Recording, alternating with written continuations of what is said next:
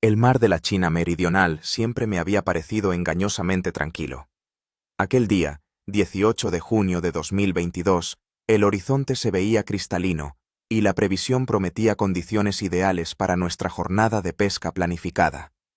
Ninguno de nosotros, ni yo, Germán Wojtowicz, biólogo marino de Vladivostok de 32 años, ni mi colega Sabeli Korneyev, ni nuestro guía filipino Ramón, podíamos imaginar que aquella rutinaria expedición de investigación se transformaría en una lucha por la supervivencia que se prolongaría durante 67 interminables días. Nos encontrábamos en la bahía de Lingayen, a unos 120 kilómetros de Manila. Nuestra expedición, patrocinada por un instituto oceanográfico internacional, debía durar apenas 3 días. El objetivo era recolectar muestras de formaciones coralinas raras para investigar el impacto del aumento de la temperatura del océano en el ecosistema marino. «Tiene buena pinta», comentó Sabeli, entrecerrando los ojos a causa del intenso sol mientras revisaba su smartphone. «El parte meteorológico está limpio para los próximos 5 días». Sabeli siempre confiaba en la tecnología. Su mochila parecía un laboratorio electrónico ambulante.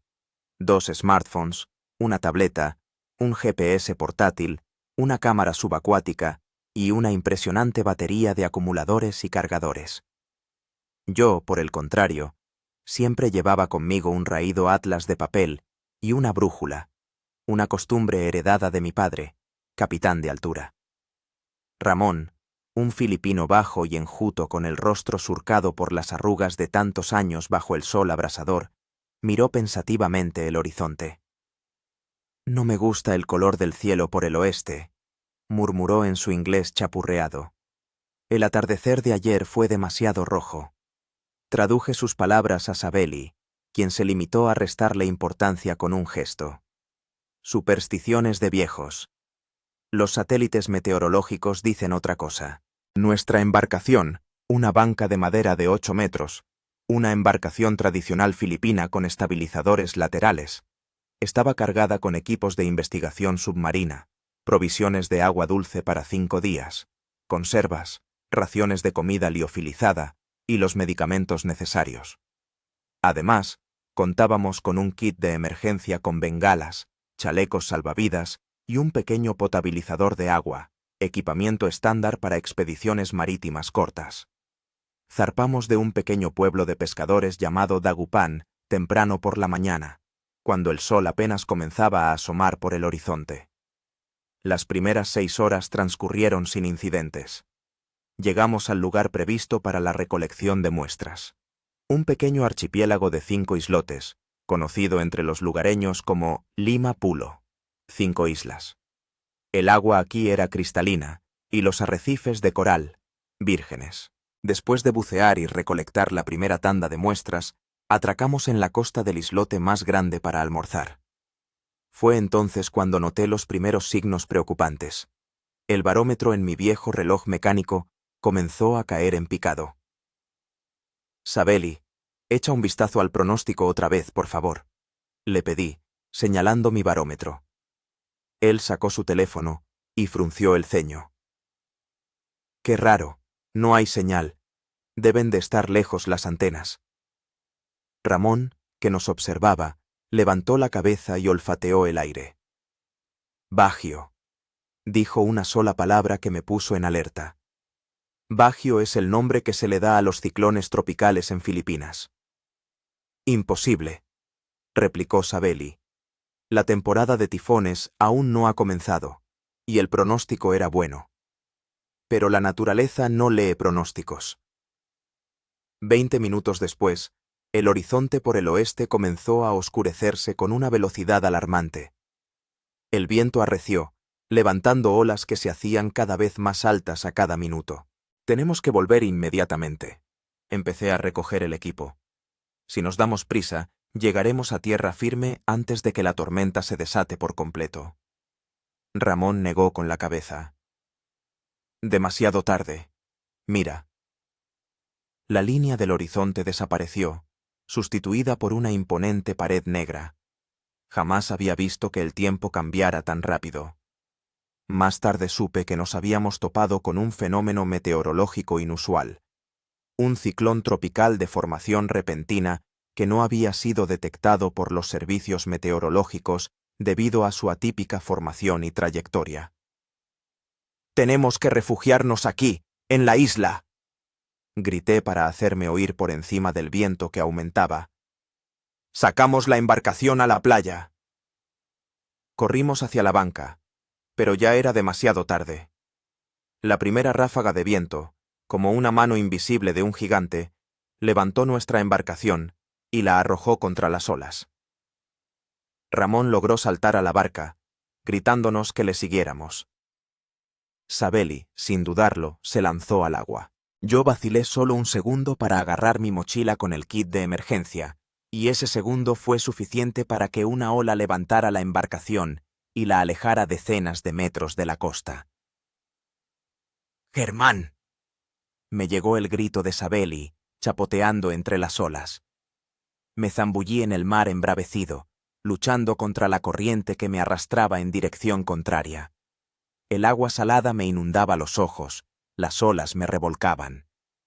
Cuando finalmente logré alcanzar la embarcación y Sabeli me ayudó a subir a bordo, nuestra banca ya estaba a cientos de metros de la costa. Las 2 horas siguientes se convirtieron en una pesadilla. La tormenta se abatió sobre nosotros con toda la furia de la naturaleza.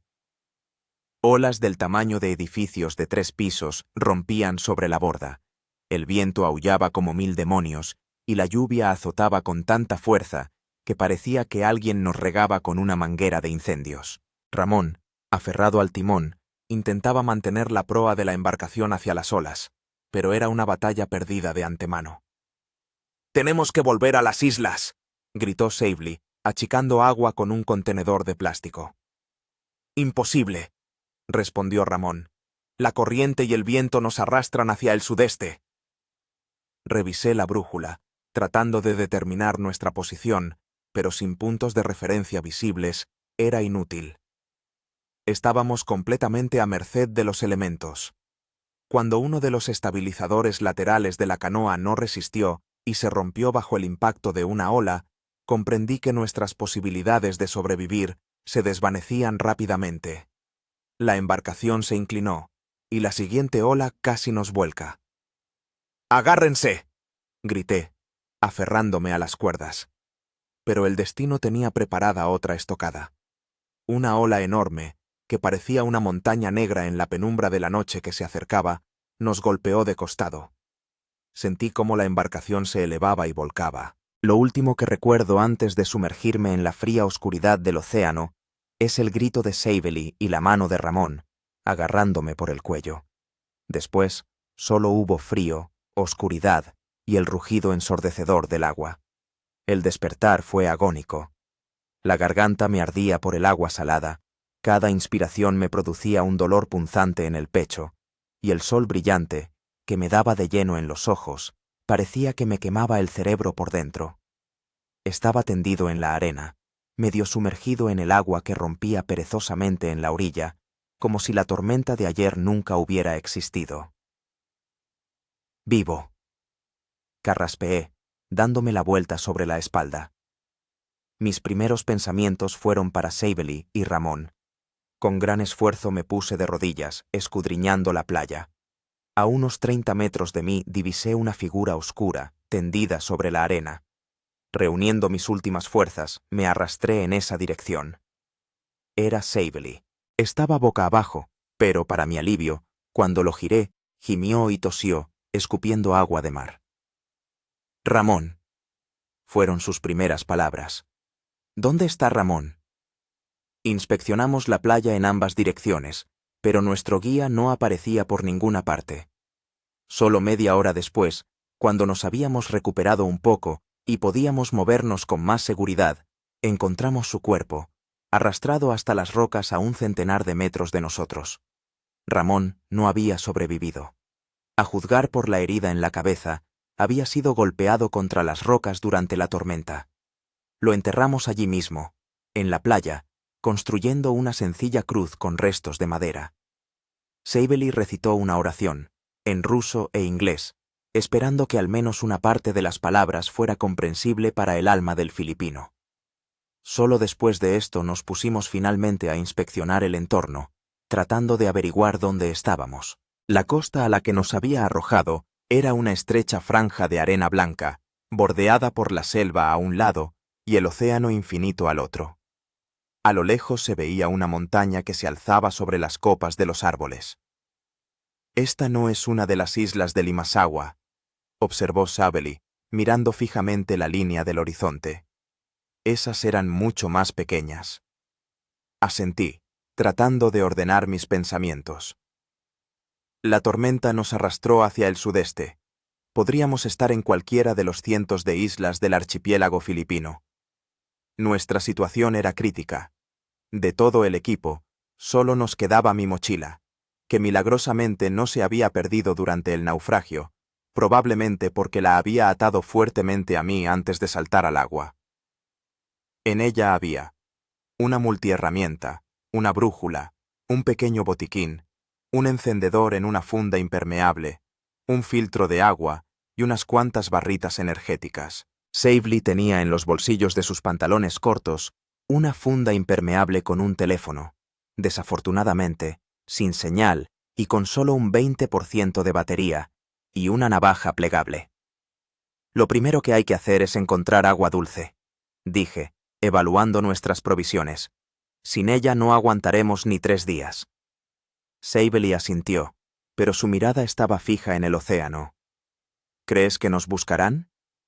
No quería dar falsas esperanzas. «Por supuesto, cuando no regresemos a tiempo, organizarán una operación de búsqueda». Pero vacilé, buscando las palabras adecuadas. El archipiélago es enorme, miles de islas, y la tormenta podría habernos arrastrado a cientos de kilómetros del lugar donde nos vieron por última vez. Así que tenemos que estar preparados para una larga estancia aquí, concluyó Sabely con una tranquilidad inesperada. Dedicamos el primer día a explorar el territorio cercano y a buscar agua. Moverse era difícil. Nos dolía todo el cuerpo por los golpes contra el agua y las rocas, y las manos y los pies estaban cubiertos de rasguños y cortes. Sabely, además, tenía una herida profunda en el muslo, que desinfecté con un antiséptico del botiquín y vendé con una tira arrancada de mi camisa. La selva nos recibió con una humedad bochornosa y una cacofonía de sonidos. El chirrido de los insectos, los gritos de los pájaros, el susurro de las hojas.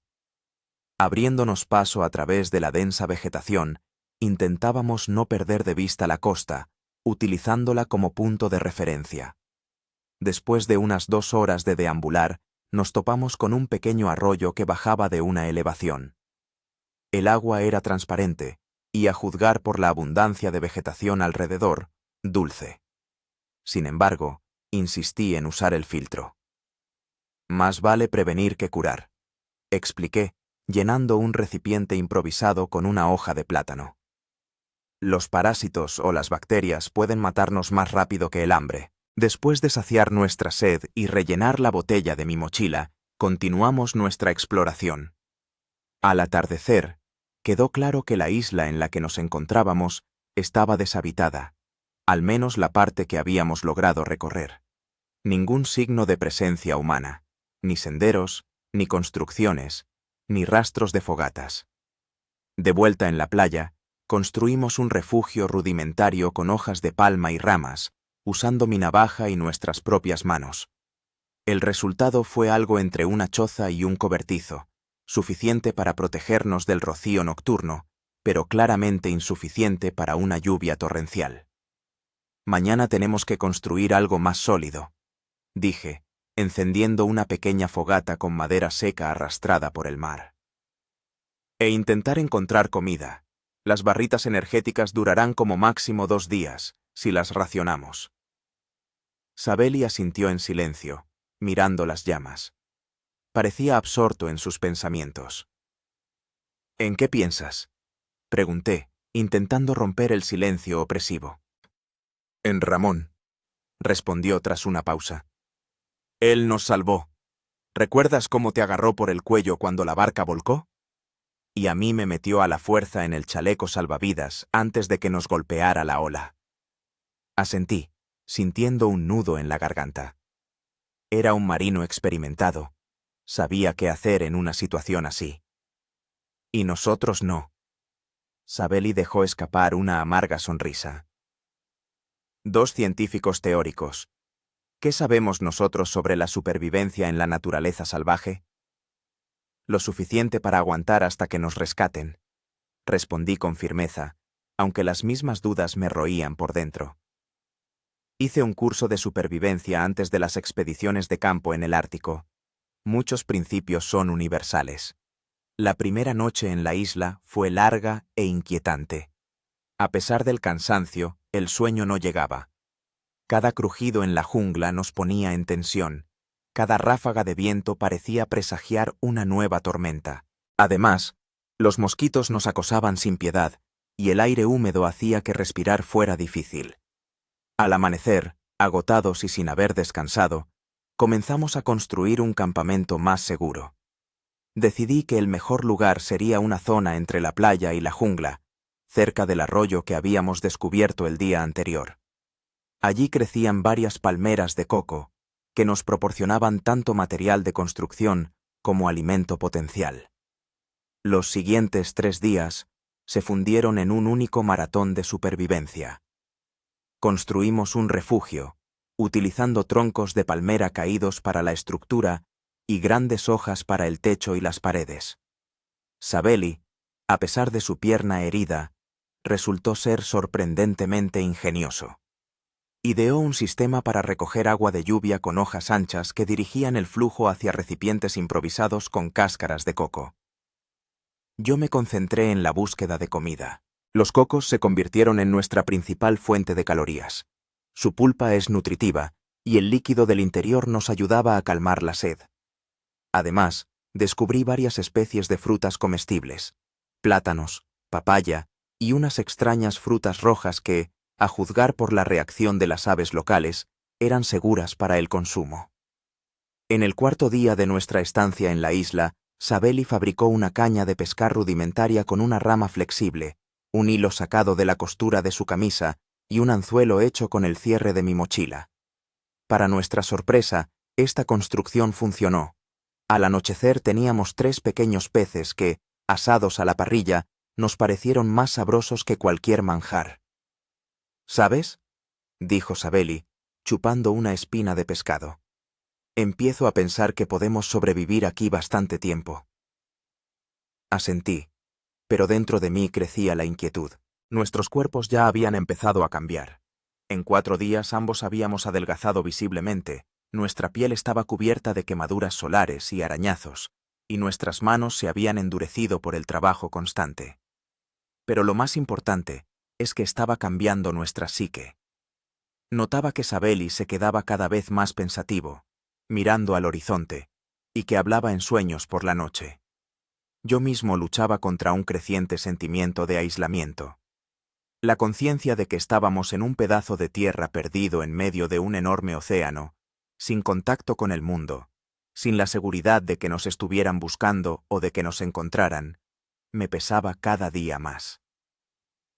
En el 5.º día, decidí subir a la montaña que se veía en el centro de la isla. Si lográbamos llegar a la cima, quizás podríamos ver otras islas cercanas o, en el mejor de los casos, indicios de civilización. «Iré contigo», insistió Sabeli, aunque su herida aún no estaba completamente curada. «¿Estás seguro? El camino no será fácil». «Seguro. Aquí me volveré loco por la inactividad». La preparación para la ascensión nos llevó todo el día. Recogimos una reserva de frutas, llenamos cantimploras improvisadas con agua, fabricamos bastones para apoyarnos e incluso hicimos unas sandalias rudimentarias con corteza y fibras para proteger nuestros pies de las piedras afiladas y las espinas. Por la noche, antes de la expedición, tumbados bajo un cielo estrellado que aquí, lejos de la contaminación lumínica, parecía increíblemente cercano y brillante, Sabeli preguntó de repente: «Germán, ¿crees que nos encontrarán?» Me quedé en silencio, sopesando mi respuesta. Creo que sí. Pero no sé cuánto tardarán. Por eso tenemos que estar preparados para una estancia prolongada aquí. Dejé una prometida en casa, dijo en voz baja. La boda iba a ser 2 meses después de nuestro regreso. No supe qué responder. Mi propia vida personal era un desastre. Un divorcio hacía 2 años, citas raras y fallidas. Nadie me esperaba en casa con especial impaciencia, salvo mi anciana madre, que estaba acostumbrada a mis largas expediciones. Volveremos, dije finalmente, intentando sonar más seguro de lo que me sentía. Y celebrarás tu boda. Simplemente, quizás, con un pequeño retraso. Sabelí sonrió débilmente y cerró los ojos. Al poco rato, su respiración se volvió regular. Se había dormido. Y yo seguí tumbado largo rato, mirando las estrellas e intentando encontrar entre ellas constelaciones familiares, como si pudieran indicarme el camino a casa. La ascensión a la montaña resultó más difícil de lo que habíamos previsto. La jungla se hacía cada vez más densa a medida que nos adentrábamos en la isla. La humedad era tan alta que la ropa se empapaba de sudor al instante, y la respiración se volvía pesada, como si respirásemos a través de un paño mojado. Hay que economizar el agua. Le recordé a Sabeli que ya era la 3ª vez en 1 hora que bebía de su cantimplora improvisada. Asintió, pero vi lo difícil que le resultaba cada paso.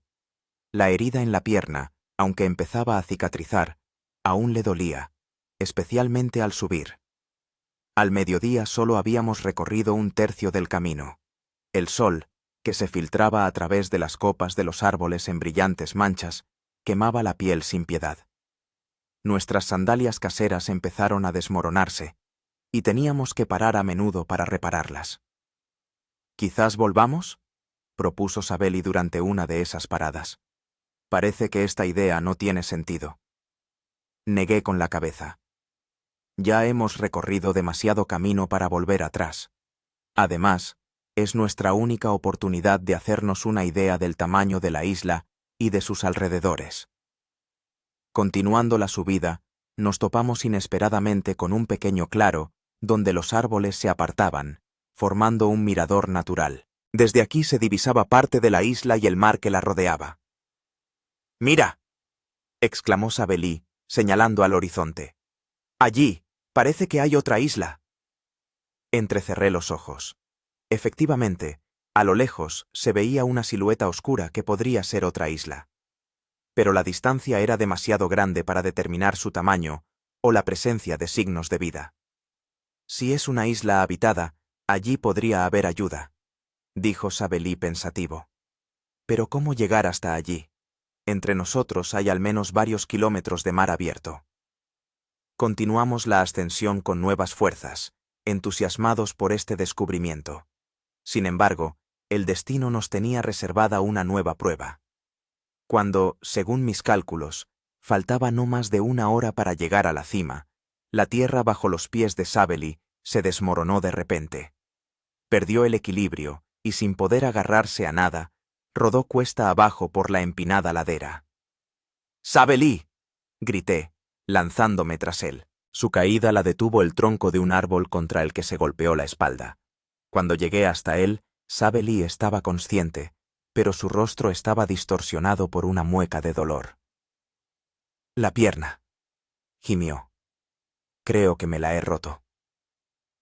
Palpando cuidadosamente su pierna derecha, sentí una movilidad anormal en la zona de la tibia, un claro signo de fractura. Además, la herida, que había empezado a cicatrizar, se había abierto de nuevo y sangraba abundantemente. «Hay que ponerle una férula y detener la hemorragia», dije, intentando mantener la calma, aunque por dentro me helaba la conciencia de la gravedad de la situación. Usando mi multiherramienta, corté 2 ramas rectas de la longitud adecuada y, rasgando tiras de mi camisa, construí una férula primitiva. Conseguí detener la hemorragia presionando hojas de helecho contra la herida, que, según sabía por un curso de supervivencia, tienen propiedades antisépticas. ¿Cómo vamos a bajar ahora?, preguntó Sabeli, cuando la primera oleada de dolor remitió un poco. Era una pregunta difícil. Hasta nuestro campamento había varias horas de camino a través de la densa jungla y por laderas escarpadas. No podía cargar con Sabeli. No tendría fuerzas para recorrer tanta distancia. La única opción era construir una camilla y arrastrarlo. Las siguientes 2 horas las dediqué a fabricar una camilla primitiva con ramas y lianas.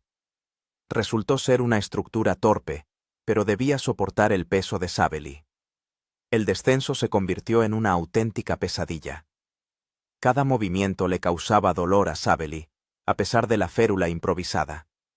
Yo arrastraba la camilla, deteniéndome cada pocos minutos para recuperar el aliento y comprobar el estado de mi amigo. Al atardecer, solo habíamos recorrido la mitad del camino de vuelta. Tendremos que pasar la noche aquí, decidí, cuando quedó claro que era demasiado peligroso continuar el camino en la oscuridad. Construyendo un pequeño refugio con ramas y hojas, acomodé a Sabeli lo mejor que pude. Tenía fiebre, un signo de infección. De medicamentos solo me quedaban unas pocas pastillas de paracetamol, que difícilmente podrían ayudar mucho en tal estado. «Aguanta, amigo», le dije, humedeciendo su frente con agua de la cantimplora. «Mañana llegaremos al campamento. Allí podré cuidar mejor de tu pierna». La noche fue larga e inquietante. Sabeli se agitaba en un sueño febril, balbuceando sobre su novia y un mar que quería llevárselo.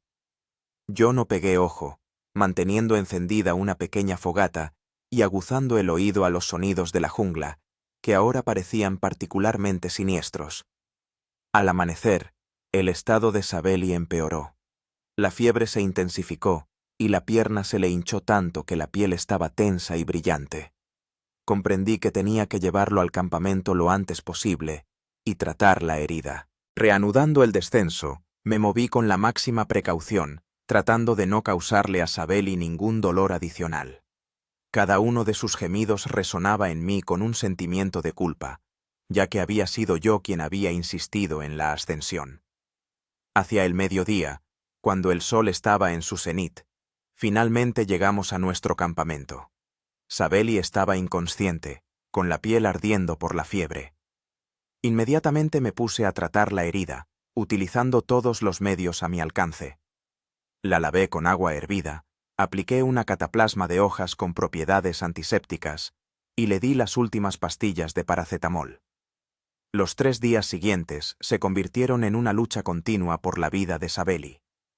La infección se propagaba, a pesar de todos mis esfuerzos. Lo mantuve hidratado, obligándole a beber agua de coco cuando recuperaba la conciencia.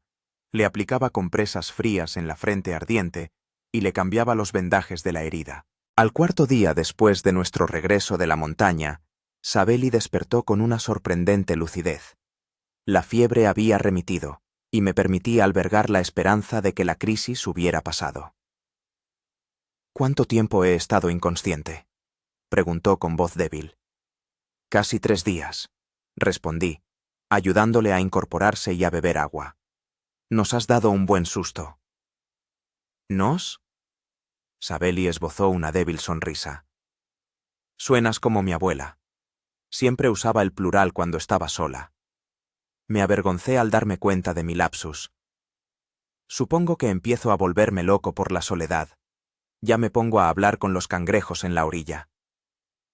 Sabeli soltó una leve risa, pero la risa pronto se convirtió en tos.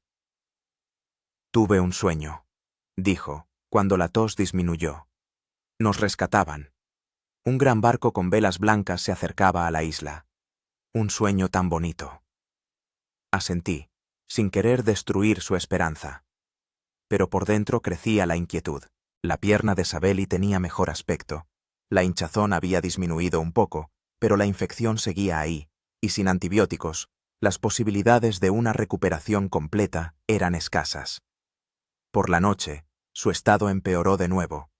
La fiebre regresó con renovada fuerza, y en su delirio empezó a hablar de cosas extrañas, de ciudades submarinas, de personas con branquias, de barcos que navegaban por el cielo.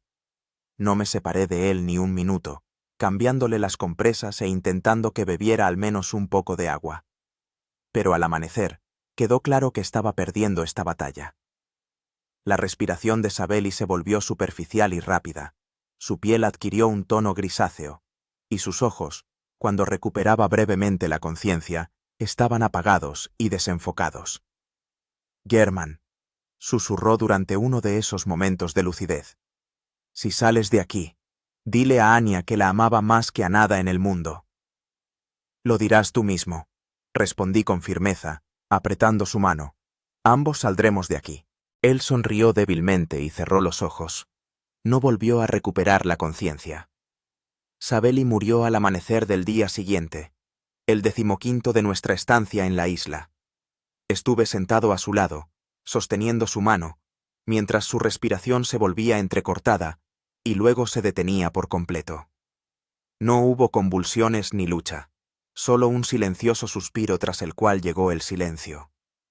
Lo enterré en una pequeña elevación cerca de nuestro campamento, con vistas al océano.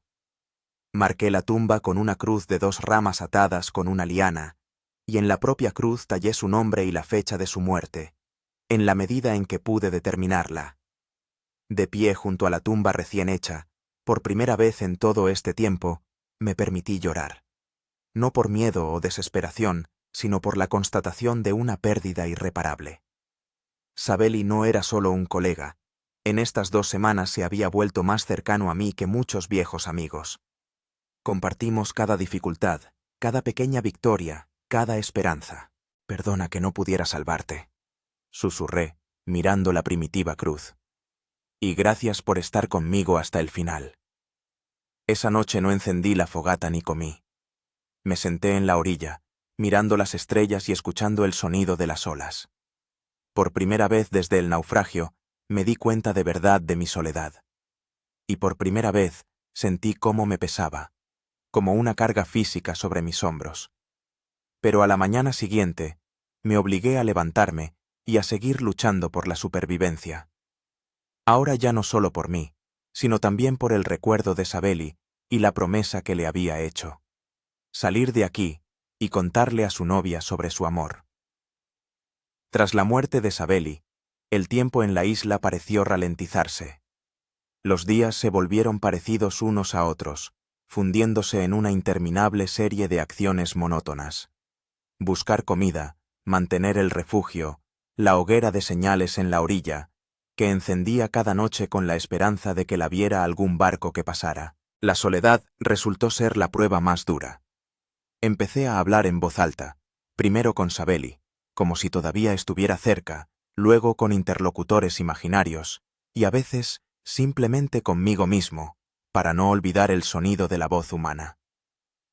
En el 20º día de mi estancia en la isla, decidí que era hora de tomar medidas más activas para salvarme. La idea que antes me parecía una locura, ahora se presentaba como la única salida: construir una balsa e intentar llegar a la isla que habíamos divisado desde la montaña. Empecé a recolectar materiales, troncos de palmeras caídas, lianas resistentes para atar, hojas grandes para la vela. El trabajo era arduo, especialmente para una sola persona, pero me proporcionaba un propósito, y el propósito ayudaba a no perder la cordura. A finales de la 4ª semana, la balsa estaba lista. Era una construcción primitiva de 10 troncos unidos en 2 capas para mayor estabilidad. En el centro instalé un mástil hecho con el tronco recto de una palmera joven y cosí una vela con hojas grandes sujetas con fibras vegetales. Para gobernarla, fabriqué un remo sencillo con una tabla ancha atada a un palo largo. Antes de zarpar, reuní todo lo necesario: una provisión de cocos y otras frutas, recipientes con agua dulce, herramientas improvisadas. Mi mochila, ya bastante usada pero que aún servía fielmente, la llené con todo lo que pudiera ser útil en el viaje. La noche antes de zarpar, estuve sentado largo rato junto a la tumba de Sabely, contándole mis planes, como si estuviera pidiendo consejo a un amigo. «Sé que es arriesgado», dije en la oscuridad, «pero quedarme aquí es condenarme a una muerte lenta. Por lo menos así tengo una oportunidad». El amanecer del 30º día me encontró en la orilla, listo para zarpar. El océano estaba en calma, una suave brisa soplaba en la dirección correcta. Empujé la balsa al agua, cargué las provisiones y tras un instante de vacilación, me alejé de la costa. Las primeras horas de navegación transcurrieron con relativa tranquilidad. La balsa resultó ser más estable de lo que esperaba, y la vela improvisada capturaba el viento bastante bien. Mantuve el rumbo hacia la silueta de la isla que se veía a lo lejos, usando el sol como referencia. Pero hacia el mediodía, el clima comenzó a cambiar. El viento se intensificó, levantando olas que rompían sobre la balsa. El cielo se cubrió de nubes, y la visibilidad disminuyó drásticamente. Perdí de vista la isla a la que me dirigía. Al caer la tarde, se desató una verdadera tormenta, no tan fuerte como la que nos había traído a la isla, pero suficiente para convertir mi viaje en una lucha por la supervivencia. Las olas zarandeaban la balsa como a una astilla, la vela se hizo pedazos y parte de las provisiones fueron arrastradas por la borda. Me até al mástil para no ser arrastrado y pasé toda la noche luchando contra los elementos, sacando agua con un balde improvisado e intentando mantener la balsa a flote. Al amanecer, la tormenta amainó, pero me encontré en medio del océano sin ninguna referencia. No se veía ni la isla de la que había zarpado, ni la isla a la que me dirigía. El sol golpeaba sin piedad, intensificando la sed. La mayor parte de las provisiones de agua dulce se habían perdido durante la tormenta, y las que quedaban, según mis cálculos, alcanzarían como máximo para 2 días, siendo muy estricto. Al segundo día de deriva, divisé una franja oscura en el horizonte. Al principio, pensé que era un espejismo causado por la deshidratación y el golpe de calor, pero a medida que me acercaba quedó claro. Era tierra. Reuniendo las últimas fuerzas, comencé a remar en dirección a la costa. La corriente, afortunadamente, fue benévola y me ayudó. Al atardecer, estaba lo suficientemente cerca como para distinguir las palmeras en la orilla y el contorno de una montaña que se alzaba sobre la isla. Con horror, me di cuenta de que me había arrastrado de vuelta a la misma isla de la que había zarpado hacía 2 días. Todos los esfuerzos, todos los riesgos, habían sido en vano. Había regresado al punto de partida, solo que en mucho peor estado. Cuando la balsa finalmente tocó la arena de la playa familiar, no me quedaban fuerzas ni siquiera para la decepción. Simplemente me tendí en la arena, mirando al cielo y sintiendo cómo las últimas gotas de esperanza se escapaban, como el agua entre los dedos. No sé cuánto tiempo estuve así, minutos u horas. Me despertó la sensación de algo frío tocándome la cara. Al abrir los ojos, vi un pequeño mono que me miraba con curiosidad, sosteniendo un coco en sus manos. Fue algo tan inesperado y absurdo que me reí, una risa ronca y quebrada, la risa de un hombre al límite. El mono, asustado, saltó hacia atrás, pero el coco quedó tendido a mi lado. «Gracias por el regalo», dije con voz ronca, cogiendo el coco. «Eres el primer lugareño amable que he conocido». Rompiendo el coco contra una piedra, bebí ávidamente el líquido refrescante que contenía. Me dio fuerzas para llegar a mi antiguo campamento, que, para mi sorpresa, permanecía casi intacto. Pasé los días siguientes recuperando fuerzas y replanteándome mi situación. El intento de fuga en la balsa demostró que ese camino era demasiado arriesgado sin la preparación adecuada y herramientas de navegación. Así que tenía que concentrarme en sobrevivir aquí y en crear señales más visibles para los posibles rescatadores. Decidí construir un refugio más sólido y duradero. Utilizando la experiencia adquirida al construir la balsa, levanté una cabaña sobre pilotes, lo suficientemente alta como para no temer las mareas altas y las posibles inundaciones. Hice el techo con hojas de palma, dispuestas en varias capas para protegerme de la lluvia. El interior era primitivo, pero funcional. Una cama de hojas blandas, estantes para guardar la fruta recolectada y objetos útiles encontrados, y un pequeño hogar para cocinar cuando hacía mal tiempo. La comida se convirtió en mi siguiente preocupación. La pesca con una caña improvisada daba resultados modestos, pero constantes. Aprendí a reconocer plantas y frutos comestibles. Descubrí nidos de aves marinas con huevos, que se convirtieron en una valiosa fuente de proteínas. Para recoger agua de lluvia, construí un sistema de canaletas con hojas grandes que dirigían el agua a recipientes hechos con cáscaras de coco y tallos huecos de bambú. En la playa, dispuse un enorme signo de SOS con piedras oscuras, que debía ser visible desde el aire. Cada noche encendía una hoguera de señales, manteniendo el fuego el mayor tiempo posible. El tiempo pasaba y me adapté a la vida en la isla. El cuerpo se volvió fibroso y fuerte, la piel se oscureció por la exposición constante al sol, y los sentidos se agudizaron. Podía predecir la llegada de una tormenta por el menor cambio en el sonido de las olas, y predecir el tiempo del día siguiente por el comportamiento de las aves. Un día, mientras vagaba por la selva en busca de fruta, me topé con una pequeña cueva escondida tras una cascada. Dentro hacía fresco y seco, el lugar perfecto para almacenar provisiones. Pero el mayor tesoro lo encontré en una de las paredes. Antiguas pinturas rupestres que representaban personas, peces, barcos. Este descubrimiento me impactó profundamente. Eso significaba que no era el primer ser humano en esta isla. Alguien había vivido aquí hacía mucho tiempo, tal vez siglos. Y ellos también habían contemplado el mismo océano, visto las mismas estrellas, y tal vez, luchado por la supervivencia de la misma manera.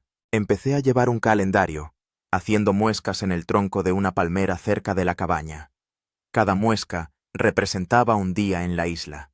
Para mi horror, cuando las conté, resultó que habían pasado ya 45 días desde el naufragio. 45 días de completa soledad, si no contaba el breve contacto con los monos que a veces se acercaban a mi campamento, atraídos por el olor de la comida. Empecé a dejarles fruta, y poco a poco se volvieron menos asustadizos, permitiéndome observarlos de cerca. Una de las monas, una pequeña hembra con una mancha clara inusual en la cara, se encariñó especialmente conmigo. La llamé Manchas, y hablaba con ella como si fuera una amiga, contándole mis planes, esperanzas y temores. ¿Sabes, Manchas?, le decía, sentado junto a la hoguera y mirando las estrellas. A veces me parece que me quedaré aquí para siempre. Me convertiré en parte de esta isla, como esa gente que dejó los dibujos en la cueva. La mona me miraba con sus ojos inteligentes, como si entendiera cada palabra, y eso me daba un extraño consuelo, la sensación de que aún estaba conectado con el mundo viviente, de que no estaba del todo solo. El 50º día ocurrió algo que casi me cuesta la vida. Explorando la parte más alejada de la isla, caí en un hoyo disimulado con hojas y ramas, probablemente una vieja trampa dejada por los antiguos habitantes de la isla o el resultado de la erosión del suelo. La caída no fue muy alta, unos 3 metros, pero al caer me golpeé fuertemente la cabeza contra una piedra y perdí el conocimiento. Desperté al sentir algo húmedo en la cara. Al abrir los ojos, vi a Manchas, que intentaba despertarme aplicándome una hoja mojada en la cara. De alguna manera me había encontrado y, lo que era aún más sorprendente, intentaba ayudarme. Me dolía horriblemente la cabeza, y de una herida en la sien manaba sangre. Lo peor de todo era que al caer me había dañado el tobillo. No era una fractura, sino un esguince grave que hacía que cada paso fuera un suplicio. Salir del hoyo con semejante lesión parecía imposible. Las paredes eran demasiado empinadas y lisas como para escalarlas con la pierna dañada. Empecé a gritar, pidiendo ayuda, aunque entendía lo inútil de mis acciones. ¿Quién podría oírme en una isla deshabitada? Para mi asombro, Manchas, después de observar mis infructuosos intentos de salir, desapareció repentinamente. Pensé que simplemente se había asustado y había huido, pero al poco tiempo la mona regresó, guiando a todo un grupo de sus congéneres. Lo que sucedió a continuación todavía me parece un milagro. Los monos, como si entendieran mi apuro, comenzaron a arrojar ramas y lianas al hoyo. Al principio no entendí sus intenciones, pero luego me di cuenta. Me estaban proporcionando material para crear una escalera o cuerda improvisada. Trabajando con lo que tenía, construí una cuerda primitiva, pero funcional, con lianas. Después de asegurar el extremo superior a una raíz que sobresalía en el borde del hoyo, para lo cual tuve que lanzar la cuerda varias veces hasta que finalmente se enganchó, pude salir lentamente y con dolor. El camino de vuelta al campamento fue una verdadera prueba. Cada paso provocaba un dolor agudo en el tobillo dañado. Utilicé un palo resistente que encontré en el camino como muleta, pero aún así avanzaba con lentitud exasperante. Manchas y otros monos me acompañaron durante parte del camino, como protegiéndome de mayores peligros. Al llegar a la cabaña, lo primero que hice fue curarme la herida en la cabeza y ponerme una compresa en el tobillo hinchado. La lección de Sabeli no cayó en saco roto. Entendía que incluso una pequeña infección en esas condiciones podía ser mortal. Pasé los días siguientes recuperándome y reflexionando sobre mi inusual salvamento. Fuera casualidad o no, las acciones de los monos parecían demasiado intencionadas para ser una simple coincidencia. ¿Sería posible que, tras semanas observándome, hubiesen aprendido algo? ¿O era simplemente el instinto de ayuda mutua, tan común entre los animales sociales? En cualquier caso, esa experiencia cambió mi percepción de la isla y sus habitantes. Ya no me sentía del todo solo. Había vida alrededor, no humana, pero inteligente a su manera, capaz de compasión e interacción. Cuando mi tobillo mejoró lo suficiente como para poder moverme sin dolor intenso, decidí agradecer a mis salvadores.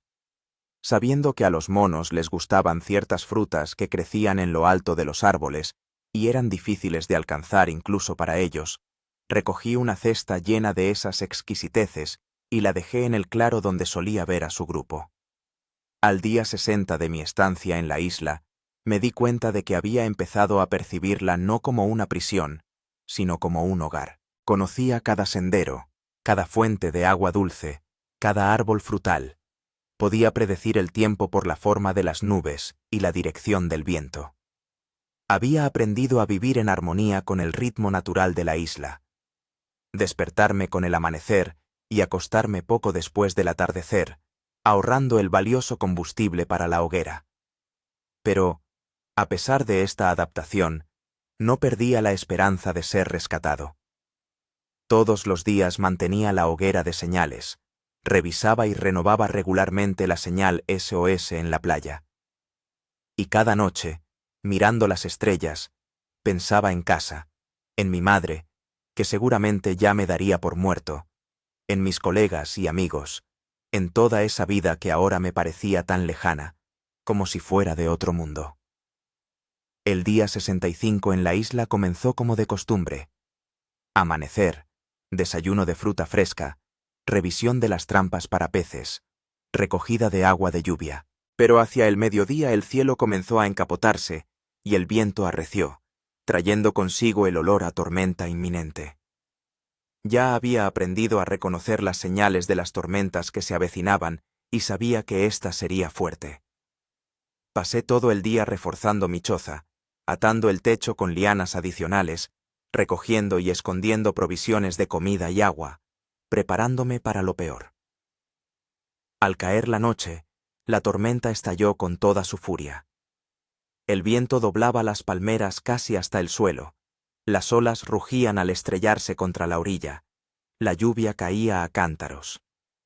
Me refugié en la choza, que crujía y gemía bajo la embestida de los elementos, pero que, afortunadamente, resistió. No pegué ojo en toda la noche, escuchando los sonidos de la furiosa tormenta y rezando para que mi refugio aguantase. Al amanecer, la tormenta empezó a amainar y me atreví a salir para evaluar los daños. La playa era irreconocible, cubierta de restos de árboles, arbustos arrancados de raíz, algas y basura arrastradas por el mar. Mi señal SOS había desaparecido por completo, al igual que la hoguera de señales. Parte de la jungla a lo largo de la costa había sido derribada, revelando nuevas áreas de la isla que antes eran inaccesibles debido a la densa vegetación. Vagué por la costa devastada, recogiendo todo lo que pudiera ser útil. Trozos de madera para la hoguera, cocos, arrastrados por la tormenta. Y de repente vi algo que hizo que mi corazón diera un vuelco. Entre los escombros yacía un objeto de origen claramente artificial. Un bidón de plástico. Corriendo hacia el hallazgo, descubrí que el bidón estaba sellado y contenía algún tipo de líquido. Abriendo cuidadosamente la tapa y oliendo el contenido, determiné que era agua dulce. En el lateral del bidón había una inscripción en una lengua que no podía leer. Tal vez tagalo u otro dialecto filipino. Este descubrimiento me llenó de nueva esperanza. El bidón no podía llevar mucho tiempo allí.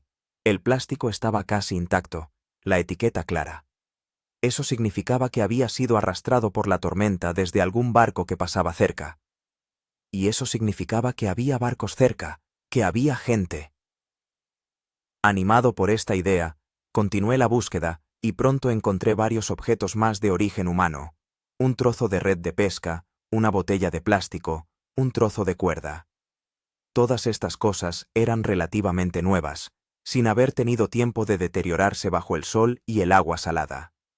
Decidí reconstruir inmediatamente la señal en la playa, haciéndola aún más grande y visible. Utilizando piedras oscuras y restos de árboles, coloqué enormes letras SOS que debían ser visibles desde una gran distancia. Para la hoguera de señales, apilé una gran cantidad de leña, añadiendo ramas verdes y hojas que, al arder, producían un humo denso y visible desde lejos. Decidí mantener el fuego encendido constantemente, incluso por la noche, a pesar de que esto requería un esfuerzo considerable para recolectar combustible. Trabajé como un poseso durante todo el día, impulsado por una nueva esperanza. Al atardecer, exhausto pero satisfecho, me senté junto a la hoguera, mirando al horizonte e imaginando cómo allí, más allá de la línea donde el cielo se encuentra con el mar, pasaban barcos, volaban aviones, vivían personas que podrían salvarme. Dediqué el día siguiente a crear señales más visibles. Con unas ramas largas, improvisé un asta alta y le até un trozo de tela llamativa que recorté de mi propia camisa. No era una bandera muy grande, pero debía destacar sobre el verdor de la jungla. Además, decidí hacer señales de humo todos los días al mediodía y al atardecer, echando hojas húmedas y algas marinas a la hoguera. El humo de esa fogata se elevaba alto hacia el cielo y se veía a gran distancia. Pero los días pasaban y el rescate no llegaba. No, mantenía encendida la hoguera de señales, renovaba la señal de SOS, escudriñaba el horizonte todos los días en busca de la silueta de barcos o aviones, pero sin éxito. La esperanza, que había brotado con tanta fuerza después de la tormenta, empezaba a extinguirse. En el 67º día de mi estancia en la isla, me desperté al amanecer, como de costumbre. La mañana era clara, el mar estaba en calma. Cumplí mi ritual habitual. Me lavé, desayuné fruta, revisé las trampas para peces, recogí leña para la hoguera. Al mediodía, como siempre, encendí la hoguera de señales y le eché ramas verdes para que hiciera humo. Luego me senté en la orilla, mirando el horizonte sin mucha esperanza. Se había convertido más en una costumbre que en una acción consciente. Y de repente lo vi. Un punto diminuto en el horizonte que crecía lentamente. Al principio pensé que era un espejismo, una fantasía de una mente que anhelaba el contacto humano, pero el punto seguía creciendo, transformándose en la silueta inconfundible de un barco. El corazón me latió con tanta fuerza que creí que iba a salirme del pecho. Me puse de pie de un salto, corrí hacia la hoguera y empecé a echarle desesperadamente todo lo que pudiera producir más humo. Hojas húmedas, algas, ramas verdes. Luego corrí hacia el agua, agitando los brazos y gritando tan fuerte como pude, aunque sabía que desde esa distancia no me oirían. El barco, un pequeño arrastrero pesquero, seguía acercándose, pero navegaba paralelo a la costa, sin dar señales de haber visto mis señales. Desesperado, agarré un palo largo con la tela atada y empecé a agitarlo, creando el movimiento más visible posible. Y de repente, ¡oh milagro!, el barco cambió de rumbo y se dirigió hacia la isla. Los minutos siguientes los pasé en un estado cercano a la locura. Corría por la orilla, gritaba, agitaba el palo, lloraba de alegría. Cuando el barco se acercó lo suficiente, vi a gente en cubierta que me saludaba con la mano. Desde el barco bajaron una pequeña lancha y 3 hombres se dirigieron hacia la orilla. Eran filipinos, pescadores que habían visto mi señal de humo por casualidad. Ninguno de ellos hablaba ruso, y su inglés era muy limitado, pero en ese momento el idioma no importaba. Lo principal era que me habían rescatado. Me ayudaron a recoger las pocas cosas que quería llevarme y me llevaron al barco. Allí me recibió el capitán, un anciano filipino de ojos amables, que con gestos y las pocas palabras en inglés que conocía, me explicó que se dirigían al puerto de Manila y me llevarían allí. De pie en la cubierta del barco que se alejaba, miré la isla, que había sido mi hogar y mi prisión durante 67 días. Se empequeñecía, convirtiéndose en un punto diminuto en el horizonte, y con ella se iba una parte de mí. Aquel Germán que había aprendido a sobrevivir en la naturaleza salvaje, que había hecho buenas migas con los monos, que había enterrado a un amigo y le había prometido volver a casa. Eché una última mirada a la isla que desaparecía entre la bruma y susurré: «Adiós, Sabeli. Cumpliré mi promesa». El viaje hasta Manila duró 2 días. Los pescadores filipinos resultaron ser gente increíblemente amable. Compartían conmigo su humilde comida, me ofrecieron ropa limpia, intentaban comunicarse a pesar de la barrera del idioma. Supe que su barco se llamaba Malaya, que significa ángel en tagalo, y ese nombre me pareció sorprendentemente apropiado. El capitán, que se llamaba Enrique, me mostró en un mapa la ubicación aproximada de la isla donde me habían encontrado. Resultó ser una de las pequeñas islas deshabitadas del archipiélago de Calayán, situado entre Filipinas y Taiwán. No era de extrañar que las operaciones de búsqueda no nos hubieran encontrado. Esa zona rara vez se visita y está mal cartografiada. Cuando el Malaya entró en el puerto de Manila, me invadió una extraña sensación, una mezcla de alegría, alivio y al mismo tiempo inquietud. Durante 2 meses en la isla me había desacostumbrado a la civilización, al ruido y el bullicio de una gran ciudad, a la presencia constante de tanta gente. Lo primero que hicieron fue llevarme al hospital, donde los médicos se sorprendieron de mi estado físico relativamente bueno, dadas las circunstancias. Había perdido unos 15 kilos de peso, tenía numerosas cicatrices y marcas de quemaduras solares, pero no me encontraron ninguna enfermedad o infección grave. Después del examen médico, me visitaron representantes del consulado ruso. Me informaron de que oficialmente se me consideraba desaparecido después de que nuestro grupo de investigación no regresara en el plazo previsto. La operación de búsqueda continuó durante 2 semanas, pero se interrumpió al no encontrar ningún rastro de nuestro barco ni de supervivientes. «Su madre estará muy contenta de saber que está vivo», dijo el cónsul, un anciano con canas en las sienes. «Ya nos hemos puesto en contacto con ella». Estas palabras me cortaron la respiración. Mamá. Me imaginé por lo que debió pasar al recibir la noticia de mi desaparición, y luego la de la suspensión de la búsqueda. ¿Qué infierno debió vivir durante estos 2 meses? ¿Y la familia de Sabeli?, pregunté, acordándome de la novia de mi amigo y de su promesa. El cónsul se ensombreció. Les comunicaremos todos los detalles cuando te sientas preparado para contar lo que ocurrió. Ese mismo día me organizaron una videollamada con mi madre. Al ver su rostro en la pantalla, demacrado, con nuevas arrugas, pero iluminado con tanta felicidad, no pude contener las lágrimas. «Gera, hijo mío», lloraba y sonreía a la vez. «Lo sabía, sentía que estabas vivo». Hablamos largo rato, interrumpiéndonos, llorando y riendo. Le conté una versión breve de mi supervivencia, omitiendo los detalles más horribles para no traumatizarla aún más. Ella, a su vez, me contó cómo no había perdido la esperanza, cómo llamaba todos los días al Ministerio de Situaciones de Emergencia y al consulado, exigiendo que continuaran la búsqueda. «Voy para allá», dijo al final de la conversación. «Mañana mismo». «No, mamá, no hace falta», repliqué. «Ya me están preparando para enviarme a casa. En 3 días estaré en Moscú, y de allí volaré directamente a Vladivostok». Después de hablar con mi madre, sentí que me invadía el cansancio, no físico, sino emocional. Toda la tensión, toda la adrenalina que me había mantenido en pie en la isla, se esfumaron, dejándome un vacío y una extraña sensación de irrealidad. Los 2 días siguientes en Manila transcurrieron entre formalidades, trámites de documentos, exámenes médicos, entrevistas para el informe oficial del incidente. Insistí en reunirme con la familia de Sabeli antes de volar a Rusia, y el consulado organizó una videoconferencia. La conversación con Anna, la novia de Sabeli, fue la prueba más dura de todo mi regreso. Estaba sentada junto a sus padres, los 3 pálidos, con el dolor congelado en los ojos.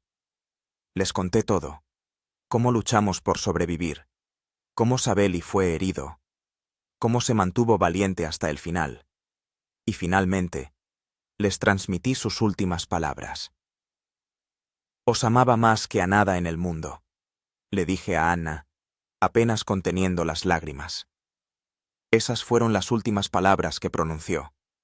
Ella asintió, incapaz de hablar, y luego preguntó en voz baja: «¿Lo enterraste?» Él no se quedó. «Lo enterré en una elevación, con vistas al océano», respondí. Hice una cruz y grabé su nombre. Era un lugar hermoso, tranquilo. «Gracias», susurró ella. «Gracias por no dejarlo solo». Antes de volar a Rusia, insistí en reunirme con la tripulación del Malajka y agradecerles personalmente el rescate. El consulado ayudó a localizar a los pescadores y los invité a comer a un restaurante, un gesto modesto de gratitud por haberme devuelto la vida.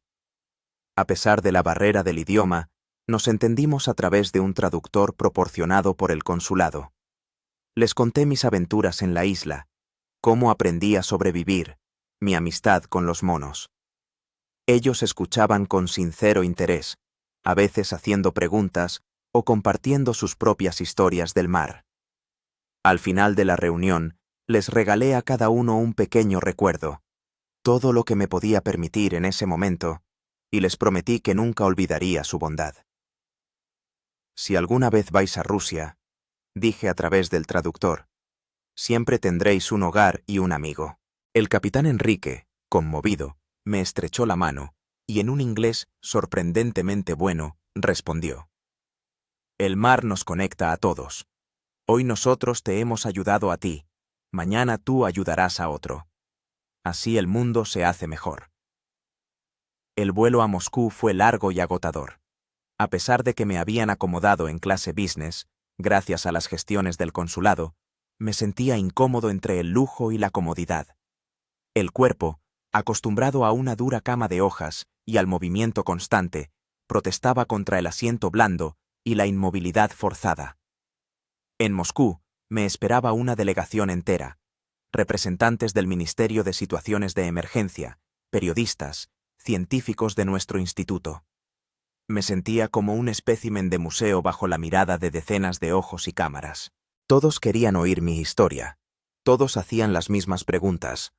¿Cómo sobrevivió? ¿Qué fue lo más terrible? ¿En qué pensaba todo este tiempo?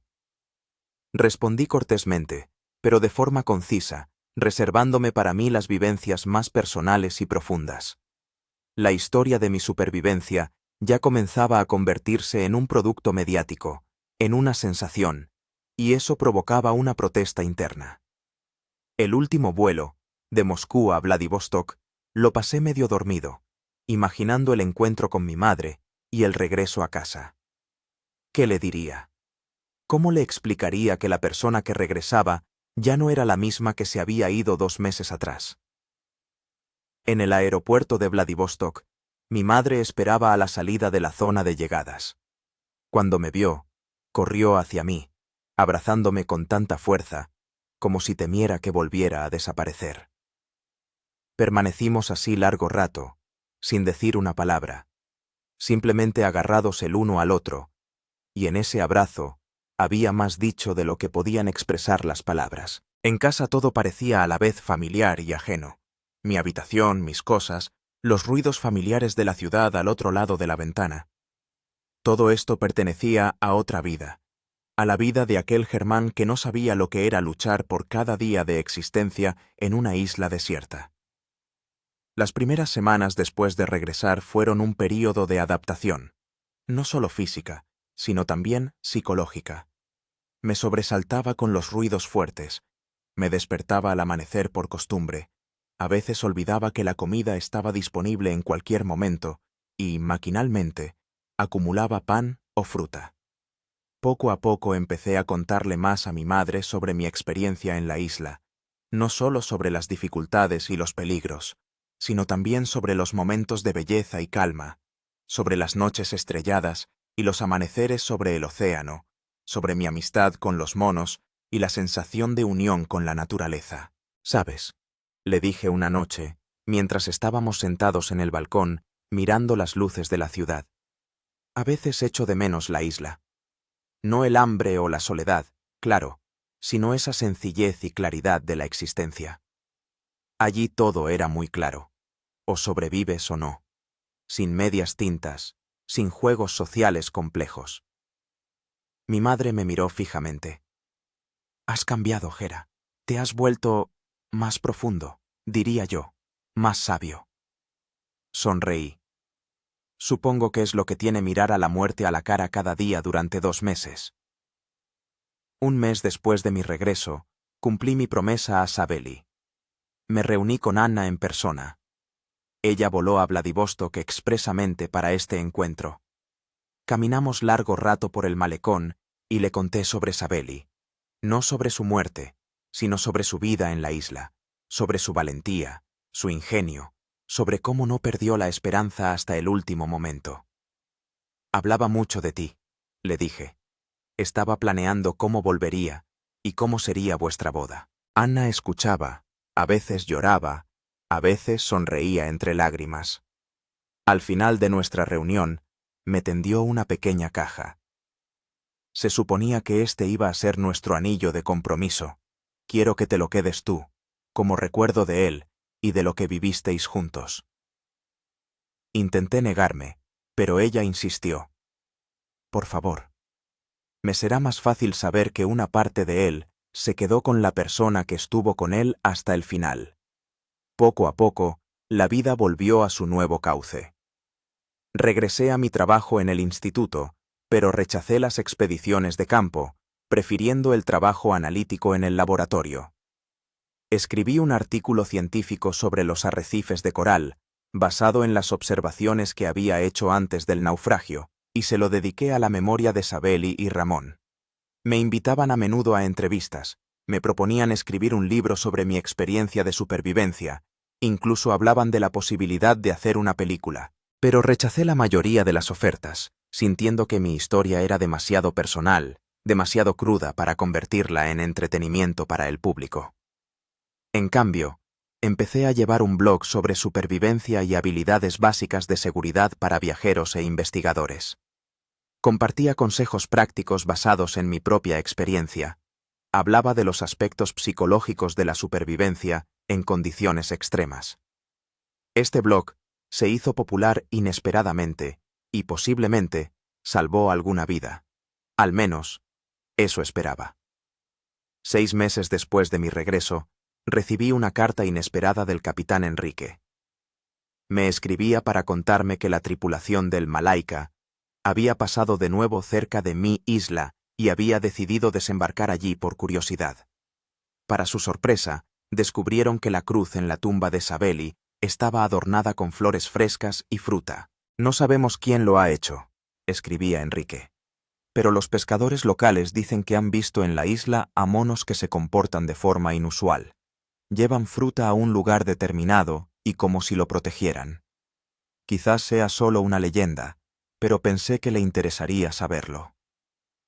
Esta carta me conmovió profundamente. ¿Acaso Manchitas y su familia se acordaban de nosotros? ¿Acaso habían entendido de alguna manera el significado de la tumba y, a su manera, honraban la memoria de Sabeli? Parecía increíble, pero después de todo lo que había vivido en la isla, estaba dispuesto a creer en un milagro así.